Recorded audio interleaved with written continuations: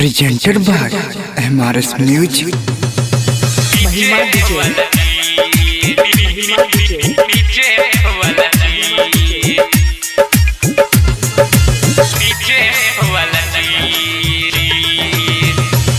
लहंगा में लौकै छौगे, लहंगा में लौकै छौगे, हमारा ब्रिज तू खा देगे छौरी, तू खा देगे छौरी, अपन नीचे वाला चीज तू खा देगे छौरी, अपन नीचे वाला चीज, नीचे वाला चीज, नीचे वाला चीज।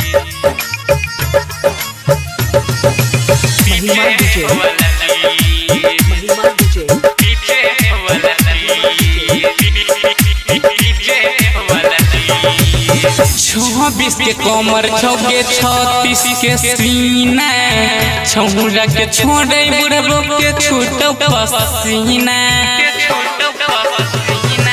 26 के कमर छौगे, 32 के सीना, छौरा के छोड़े बुढ़बो के छूटो पसीना।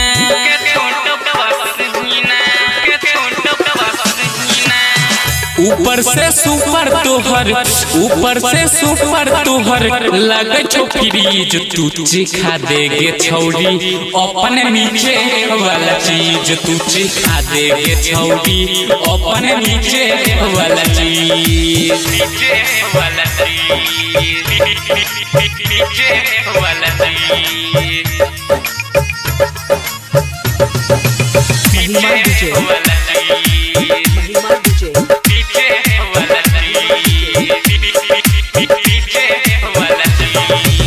राइटर सहनी कहूँ छोहिए के पीस गे, पांजा में धोके रोशन राजेश ले तो किस गे।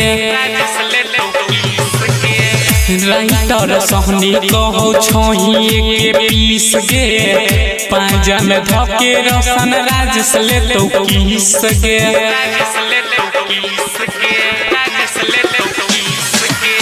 बिनया बबलू के, बिनया बबलू के बता दी अपन फीस तू खा देगे छौरी, अपन नीचे वाला चीज तू खा देगे छौरी, अपन नीचे वाला चीज।